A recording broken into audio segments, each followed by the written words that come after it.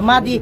लाल है माई मसिंदी पॉलिटिक्स चंगे ना हाई अद अखोना पॉलिटिक्स चंब नाते नंगना पोतो लुपा चंगा पीरगा कदाई मिफम हमंदुरी है पोतुद खतंग वा गांगसी अखोइदि अमना थारक लेते अमनसु चलु हाइबा लेते इमा इबेन सिंगे मानरकांदा हौनरु हेलो चिनमाम खुरमजरी चिनमाम रबो मैरागी इमा सिंगना लुपा चमगा लौरगा धरना फंबनी हाइदुना BJYM की प्रेसिडेंट M बरिस शर्मा ना फोंदोरपा अदु इमा सिंगना यानिंगदो फोंदोक्तुना BJYM प्रेसिडेंट M बरिस शर्मा की मयमदा इमा सिंगना प्रोटेस्ट ngarang चाथखिबा इचनाम मैम यिंगनासिबो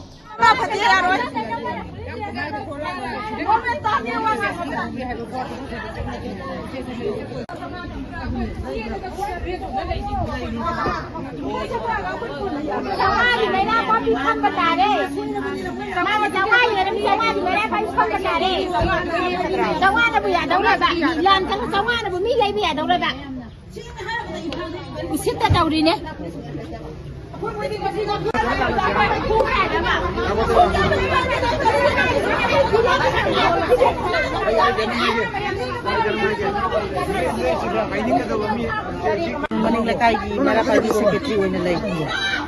दो अखोई कुंभी केंद्र से अदुकी मती लांजना मरम मोरगा खुदोंग चादबा नतै चादबा हाय मफमदु ओइरेबा अदो फेब्रुवारी की डेट 12 तमाना इरगा थागलखिबसे मेरा पाइबी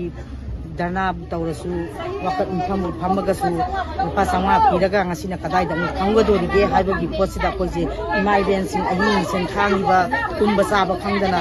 नसाई लांजिबु मायोकनरगा हिंजरिबा इमा इबेंसिंगी थमोइसे अदुकी मति सोएबा अदो माना मणिपुर बु नुसिबो इतारगदी इमा इबेन बु नुसिबिबो इतारगदी मदुगी वाफमदो थंबम थोक्तेबा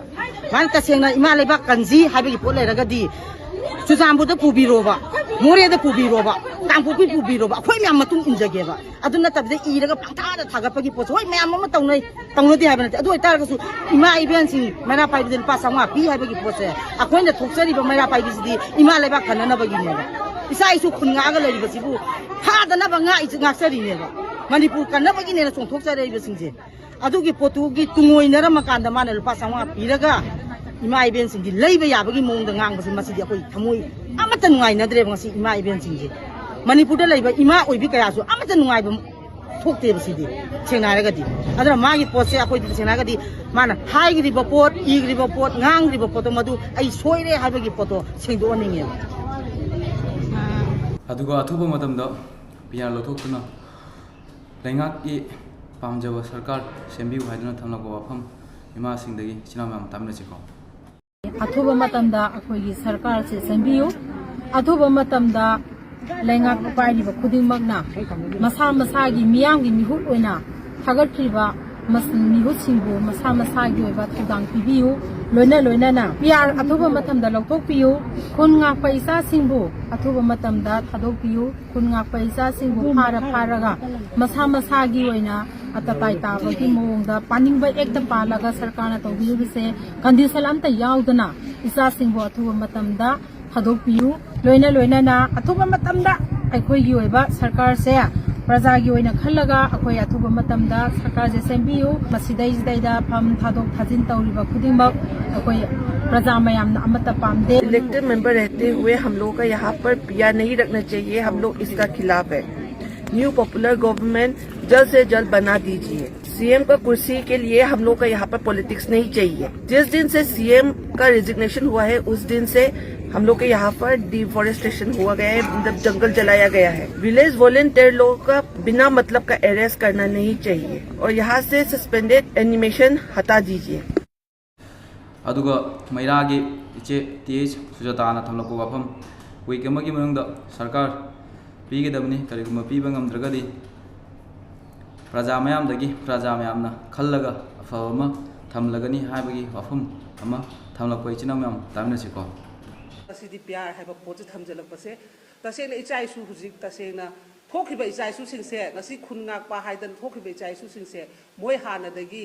थोलक्पा अमता नतेबा मे थार्ड कुदा तौखिबा लांदुना मरम ओइरगा मोइना अखोय डिफेंस तौदबा यादे कुकीसिन अटैक तौबा सेंट्रल फोर्स लाइबसिना सु चप चाबा फिरेप तौबा ngamद्रबनिना हाइदना खुन सिंगाक तबा यादे हाइबगी दमकता थोखिबा इरमदम से कंदबा यादे हाइबे दमकता थोखिबा पोतो ngasi प्यार हाइबा लाइबा पोफमसिना अवाबा मयाम अमा थेंगनरे अदुना ngasi अखोयना ngasi हाइजगदबसु अखोयगी सेंगना हाबदा असेंबली कनो डिस्ट्रॉय तौबसु नते हौजि से मोयगी कनोदा था अनिमुकी खरा कनो थम्बनी हारे एक्सटेंड तौरगा अदुबु सिगी एक्सटेंड तौरगा थमिबे मरम सिदा आइगी इचाइसु आइखोयगी लेरिबा इचा इमा इबे खुल ngakchariba myam sigi fibam yengbiyoba tasengna haibada masi noigi drama haitare khoigi honorable sem hujigle former oikhre masu tasengna nungai tabam poeba khoina matam amada mana tasengna famje thadokani haiba matam da praja miyana thadokpa yaroi sumba situation sida sumai thamamba yaroi haidana mipung khudimba leiba khoigi changba yadaba jaga magi kan banglo mamangda tawdana mayam ma hona giba poto aduga asuk luraba hakuma thoi kuni thoi changjala step sidana mana boy chana rure victim da center da haira chenare aduga last hour da date 8 tamada charter flight to ngachakhraga nongala kanda mokoi ki khongburoi tamburoi ba poraga ai resign tawre haba potudi tasena prajana sauninge ba maramdi backup plan thamgada bane ba ai ma chakhi taraga su atopa ma thambagi poram jala maga chakadam ne ba chataraga su adu natraga su tholapa matam du da ai di no center na haraga ai no se pose ka ai gi minister se oi gi banate ai gi cm se oi gi banate adu na maram oiraga ai press briefing ma piram gani adu gi matung imba ai posit thadokadam ne haigadam ne ba adu sungna natadana punama manaraga ko party president sungai re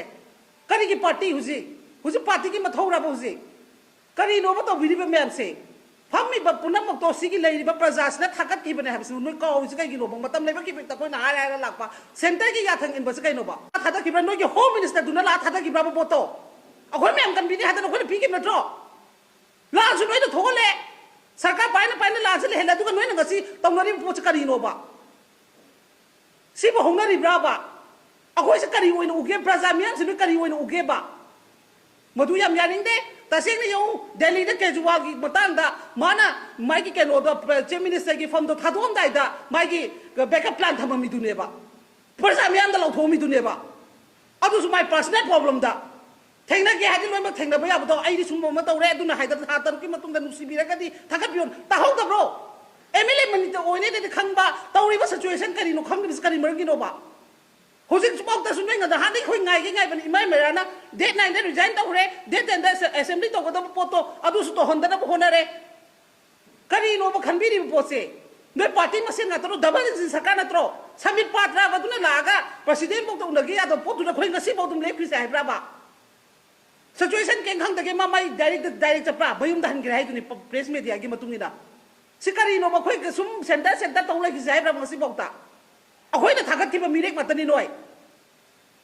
नोय सिंगदो none केंद्र दुना प्रजा मियाम दुना थागथिने नोय काउरब्राबा ngasi इचाइ सु करी no तौ विरिसे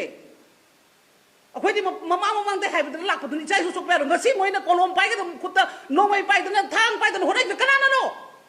कनाना थोन के मधु पुनम तो मधु खनबियु वखल पुन खनबियु वीक अमसगी मनुंगदा नोइगी होजि केम तौरे हाबदो केम पुनम तो पिरो अफबा मनोय पिरो पीबा ngamdredana प्रजा मियाम ने मिरक तै खलगा अफबा मा लेबाक सिबु कनगदबा मा प्रजा नोय थागल आने बहुजिति नोय एमएलए ओइगेरा दबो दरगा लेरतेबा सी राइट तसु याबा ने लो तसु याबा पोनेबा तौरी दुनेबा तगाय फद्रगदि अदु नत्रगा नोय मुनरी बकागो दो था तरु पुनरो एग्रीमेंट इनरगा तो मन थाव तरु पुरो चाव मन था तरु पुरो अदुदे येंगसि प्रजाना अदुदा सेलेक्ट तौरगे याम गेनिंग दे सिगी प्यासे अथुबा मतमदा लौथोंना बो होनबियो मसी होना दब तारगदि तसेंना ममासिंग ngasi इमागी मैराना करिगुम्बा खोंजंग इहो अमत सादना दुम लैबनी अदो अखोइना सागलप मतमदा सु नोइना लान उबिगनो अदुना मरम ओइरगा वीक अमा बिजरिबसनी वीक अमगी मनुसिदा डिसीजन लेपियु नोइना ngame थागलो फरे नोगी पार्टी दा लेबा एमएलए दुना यानरगा नोगी मतुंगना थागलो ngamdre no center na ngai ni habdo ngairo weeks ngi manungda aduna ngamdre dana next week tagi di अखोइना हाइजरिसनी प्रजा मियाम तौरगा अखोइगी प्रजा दगी लेबाक सुबु कनगदबा मतम मबगी इराबोतो मधु ओइना खो चिंखलानेबा होय प्रजा मियाम पंगधारु रे नोइना हायबा बोत करी तौदन प्रजा दा दुतो पामे मी मियाम तो सेंदो पामना मोय लौरु रे हरगसु नथौ तबुदी नोइगी नथौनेबा से लौरब लौदब अदु उबे यादे हुजिकति नोइना लेबाकी दमक त लेखिबा नोइना प्रॉमिस तौखिबा नोइना असेंबली द नोइना वासखिबदो मदु पांगथोकपा मतम देबा प्रजा का पुंदाई तनकनोबा मतम लेबा खिबिता मोइन मतम दुना सोइगिबदो सोइग्रे हाबा पोसु सेमदोकपा याइना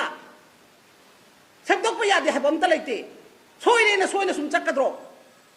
प्रजा ने सोइग्रे सुनोइ हुजिति ए इरमदमदि इरे पाक्सि बकै मरि चटपा यादे रिली केमदम या मम अखोइबो हुजिक नोइना खलिबो वखलसे अखोइसे सेंगना हाबदा सुरोकता बिख्यानिबदो हलगे खलाब्राबा ngasi khoi adu hainada bani isai thongna budong na ko honari ba atai tai state ki type ta khoi bikhani ba thola ki khala bra noi na phamaga ba adu to wi ganu madu yam phajade huji su haizari basni noi ki thola kan ni haidan tholai ba do noi mai tai ma changa tani ko mi ba mangja ikai je noi na ngasi munari ba noi na ngasi munade haige hara su praja na munare na leire adu noi mai tai ma chade mai tai ma cha atai furuki ya karak padudi noina decide aba to matam de stand to gadaw ngata ni atopa de khodi kai jei banga gadawa maram di noina unity oidam ni na phare amadu di mai ki personal problem oigedra center na yada ba oigedra thokre phare ba adu thom dai da mai ki su weakness point ma mam di le ba mai se chak pa ya ba chahalam ba thakum ma thukuni to torom ga last ta center ki bowadi ta ba mana namu resign to ga ha ba matam da kari do ki praja myang khangalei adu ga handang chup chap ta to bi na kari ki governor jangro batung da thorai na karigi sada sungare che ma sada nang ne party president to piro nang manipur ki mama am tati oi piro ha ba ngasi jo hai ke ba ikai tro nang ki journalist ki in charge mana party president state simagi nang party ki president lai ba uda si ya te ha bi ikai tro adu da mo stand to ni na huje na cha na su mem si chin phong chin ya da lai bang cha bang khang da na ko chen che lo ma tam si nang adu uri ni ne mama ma ki ba thong na yaw piro ngamaga na party no fight to yo noi party kuma khoi ken ta duga ka ro to balai ti adu bo iran dang di tholo pa matam di noi ki decide to kora lobom to bodo lo ha be de si hindi na te english na te manipur khoi ma ron da di noi tong da di pa pot se a thar kham je ha to ha dan bo ko adu na basi mathong na phudo piu party president no ra ka di khoi ki state to holi pa pot se janing da ha yo ato pa state ka na tong na ke smana noi ki double engine noi ki kano ki party sentence ki boss yaw to khoi hingba ngam dra bra ba khara mana ko rahul lom da ngau khani khara na modi akhoi ji pam ja da re isai su mathung ki vision loi mang ba ta re sorok te bikhani be ke bibam yaw to re khoi ipai pu na sumana thamam ro akhoi bo ki state sa thamam mi sa kar ba bibam da thamam ge ipai pu jung na maya na thing na thamam ba na to ngasi de khoi na tilu bo tu na ngasi tu minai mi sen ke tai to honar ba matam sina loi na ngasi bo ta moi ki geng lai cha kai no madu to wi ga no ai khoi na hajari sini 1 week sigi manung da decide to view party ki side ke ngam to ro akhoi ki MLA ki side ke ngam to ro ngandre da na praja miyam praja sin da su request to sini moi no pai lai tra ga di akhoi na si sa to view phambi wo hai be ma thau ta de mo khoi akhoi da thagat thibini akhoi na ching de gi su ai ato pa ma ai ki thong da ni chat la ga akhoi thagat si praja miyam na upai lai roi masigu mami hui nga ta lai ba se masi yara roi ba khoi ta akhoi na jai su da akhoi na ngang ba ngasi tha kuma thoi se ngang ai ba se ai no hino ma yu ma su ne ma fu ki da ma da na chom thom ka ne ba patam si da moi na si da pyar thaman da na ma ton da na phare noi to ngam thi da to ka su kai de adu decide to na matam le win em hen do e da na si mo ta kem ta le noi hai da na foreign ne modi la gam khan do li da na na ma lau dai ne media da thok pam ngangi on ground na thok pam to wi kari no ba madu to wi ga nu khoi di sau su sau re han da sau re si da tong ning ba su to ro hai da ni ji ti yeng na ba ne khan ba su ga le chai da mo ti khoi di si ra bo ki de ha bo to hai ra ka ni any tholok sanu MLA khudi mak ai won da yeng na bo en gi su wo kem kai de maram di chai su wa re kolom bai ga da po to ga si noi bai le de doi na ne ha bo to noi ko no wa aduna basina maram bo ra ga hajari sini athuba matam da masi decide to biu imai gi mai rana to rok ta ra ga di ta sin no na su waro ka no ha bu ni praja miyang khoma ga atan bai gi da mak ta ira bo ra ba khoi no pu tho ne ba noi pu tho bo to ya dra ba ni na ano bi ira bo pu tho no phona ra ka ne bo khoi so aduna masi hai gi hai da ngasi gi press mi su hona jam ni tabi ba MLA mantri mandor khanda bi wakhal mambu ta bi kem matam na te hu si noi gi kem tom na wa lo te khoi na akhoi na tho lo leader ngam ga da ba ngam moi da na noi loi mo resign to tho adu ga ano bi ira bo ma khal si madu da pharani china mam ngasi gi di matang asi da tension jara gi adu soi gi balan gi ba jaw su china mam ngapi ga ni adu mathang da mu soi den thena jara si tang asi da kai nim ner si